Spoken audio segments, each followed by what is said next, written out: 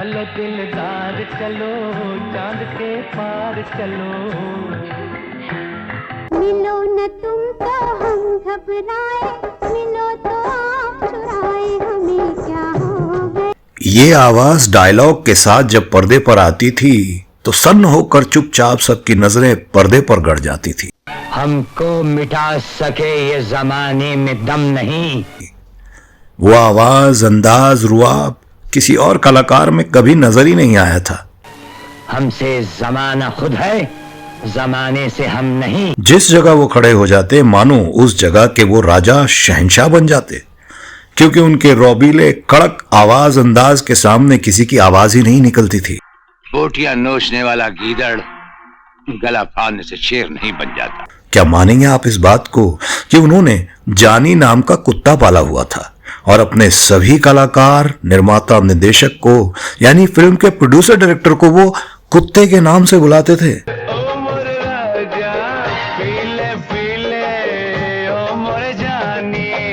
गुरूर में डूबे इस कलाकार का सिर सिर्फ एक महान गायक के सामने झुकता था और किसी के सामने नहीं।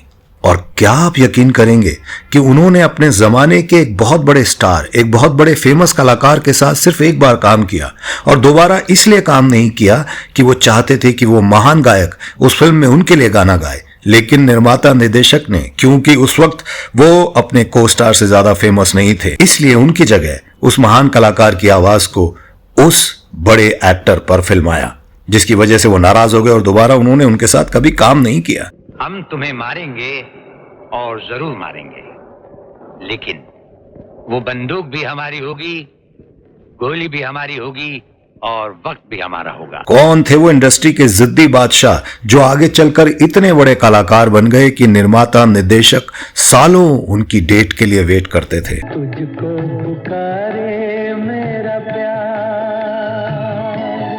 आजा। उनकी जिद बड़ी अजीब अजीब सी होती थी। जिस जिद पर वो अड़ जाते वो जिद पूरी की जाती थी, वरना वो फिल्म में काम नहीं करते थे। जानेंगे बहुत कुछ इनके बारे में, बस आप बने रहिए हमारे साथ।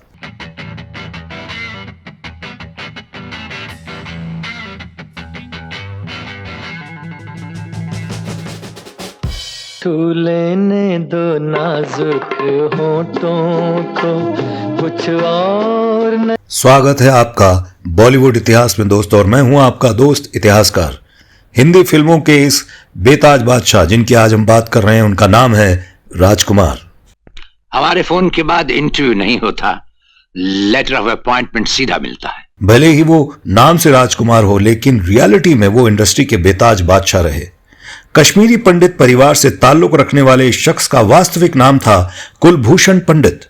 अविभाजित भारत के बलूचिस्तान स्थित लोरालाई में उनका जन्म हुआ था 20 अक्टूबर 1926 को, और वो एक अच्छे संपन्न परिवार से थे।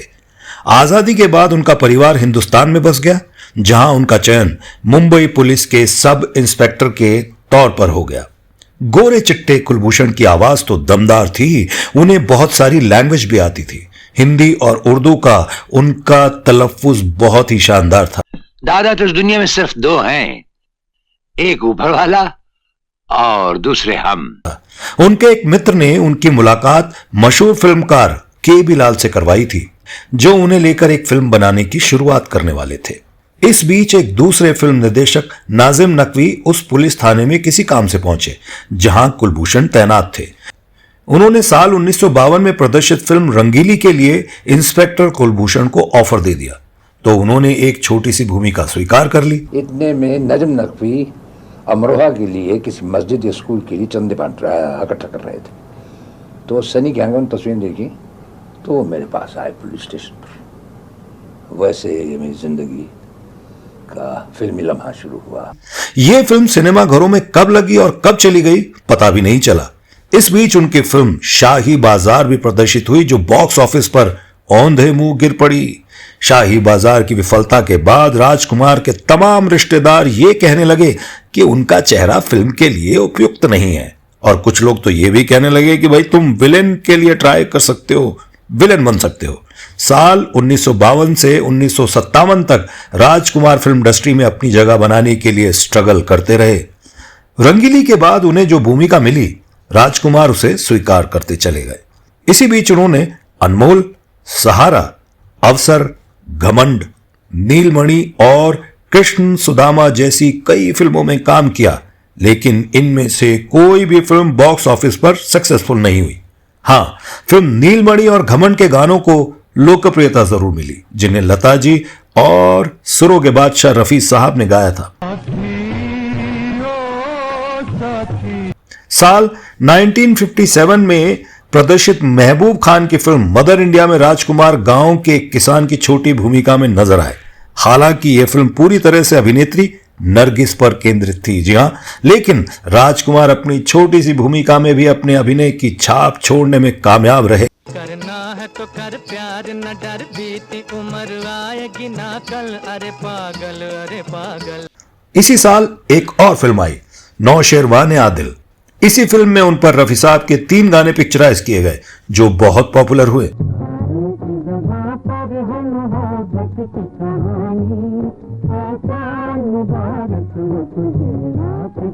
ये हसरत थी कि इस दुनिया में बस 2 काम कर जाते, बेखुदी में बेखुदी कर रही है गुदगुदी।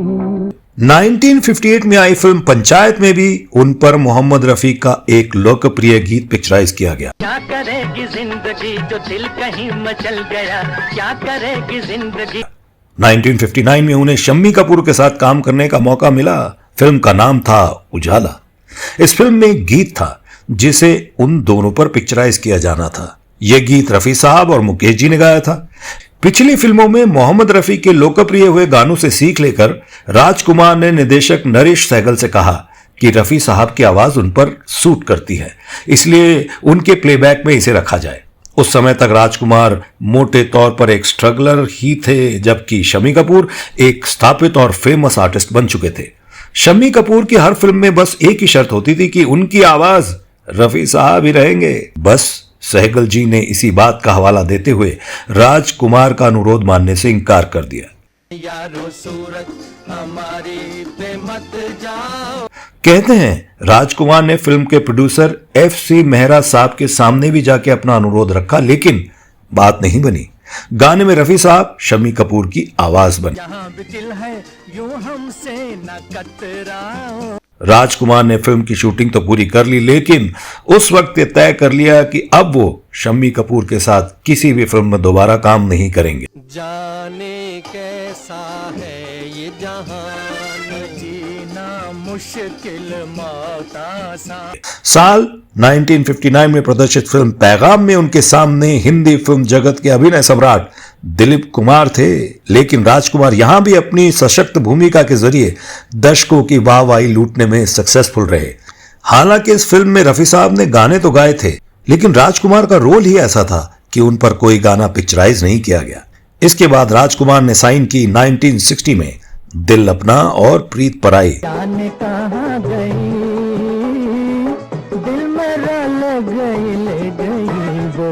1963 में राजकुमार ने 2 फिल्में की, जिनमें एक थी फूल बने अंगारे। वतन पे जो फिदा होगा, अमर वो नौजवान होगा।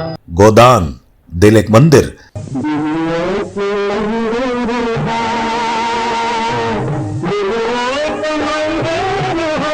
दूज का चांद। तमाम फिल्मों में मिली कामयाबी के जरिए राजकुमार दर्शकों के बीच अपने अभिनय की धाक जमाते हुए ऐसी सिचुएशन में पहुंच गए जहां वो फिल्म में अपनी भूमिका खुद चुनते थे।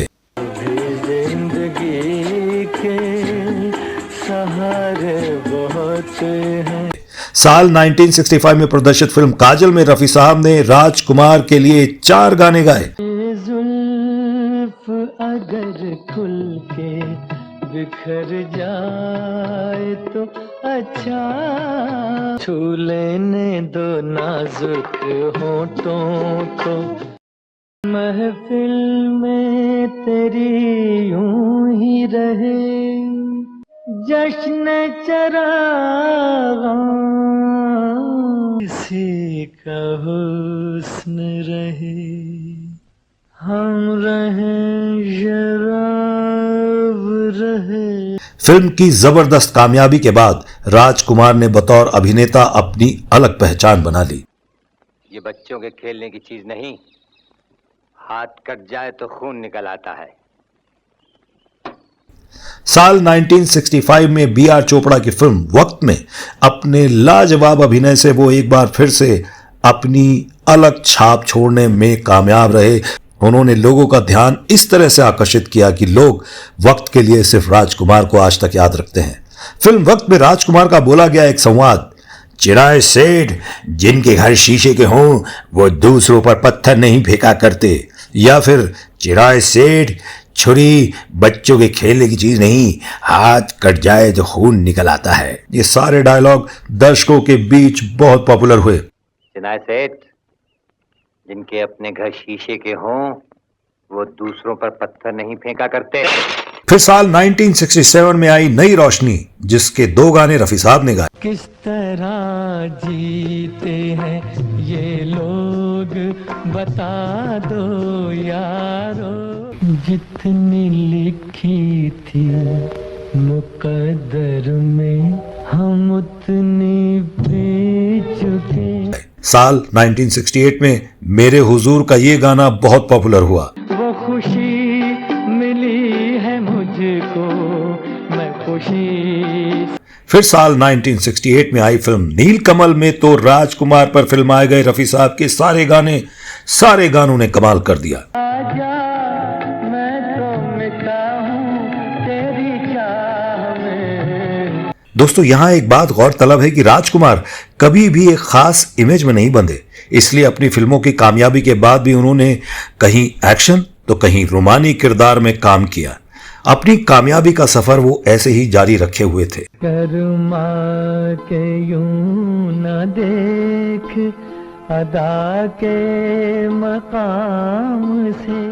1968 में आई फिल्म वासना के गीत ने उन्हें बहुत पॉपुलर कर दिया। आज इस दर्जा गुम के न कुछ याद रहे। 1970 में आई फिल्म हीर रांझा में तो उन पर पिक्चराइज किए गए गानों ने कमाल कर दिया।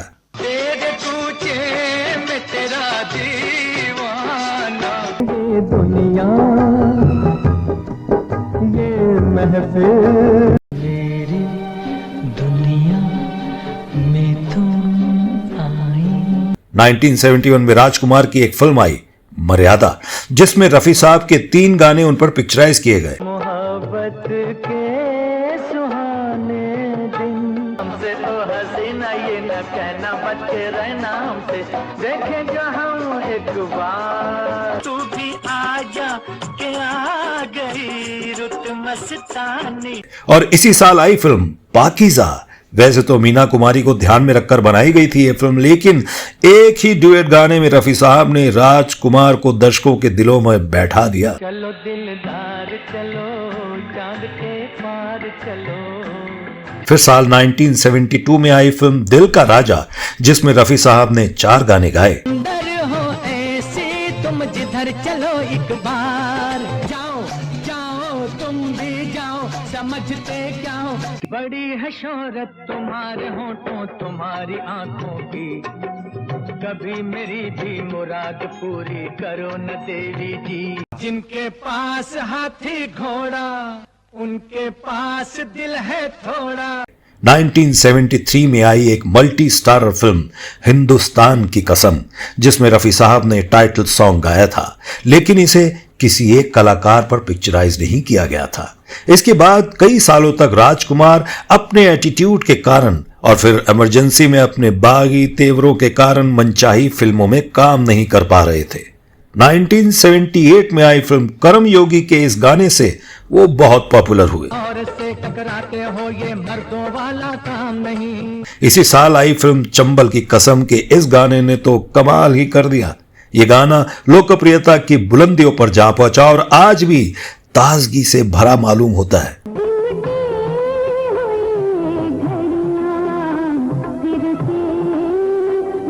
इसके बाद 1981 में आई फिल्म बुलंदी में रफी साहब ने राजकुमार के लिए एक यादगार नगमा गाया। अपनी मृत्यु से कुछ ही दिन पहले रफी साहब ने राजकुमार जी के लिए ये गाना गाया था जो अमर हो गया। शुक्रिया मेरे प्यारो, अब सुनो ये बयान। यहां 2-3 और गानों का जिक्र भी जरूरी है दोस्तों। राजकुमार साहब की एक फिल्म थी उल्फत। यह फिल्म बननी तो शुरू हुई थी 1968 में, लेकिन कुछ तकनीकी कारणों से रिलीज हुई 1994 में। इसका नाम बदलकर उल्फत की नई मंजिल हो गया। क्योंकि फिल्म कुछ खास नहीं चली, इसलिए गाने भी ज्यादा पॉपुलर नहीं हुए। हरा भरा परिवार हमारा, हरा भरा परिवार, बहारों से कहेंगे, नजारों से कहेंगे। इसके अलावा रफी साहब ने 2 गैर फिल्मी गीत भी गाए इनके लिए, जिसमें राजकुमार समेत कई और अभिनेता भी थे। अपने सभी सुख एक है, अपने सभी गम एक है। साल था 1962 और भारत चीन युद्ध के दौरान लोगों में देश प्रेम की लहर का ज्वार उमड़ पड़ा था। तत्कालीन प्रधानमंत्री जवाहरलाल नेहरू की अपील पर सब अपने सामर्थ्य से बढ़कर दान कर रहे थे। फिल्मों के सितारों ने भी सड़क पर आकर इसके लिए लोगों से, अपने चाहने वालों से नेशनल डिफेंस फंड के जरिए बहुत सारा योगदान मांगा और इसके लिए लोगों ने बढ़ चढ़कर आगे आकर सितारों की झोली में अपने गहने, अपने कीमती गहने डाल दिए। ऐसे समय में आम जनता का उत्साह बढ़ाने के उद्देश्य से जानिसार अख्तर ने 2 गीत लिखे। वतन की आबरू खतरे में है, तैयार हो जाओ। वतन की आबरू खतरे में है, होशियार हो जाओ। और आवाज दो हम एक हैं। आवाज दो हम एक हैं, हम एक हैं।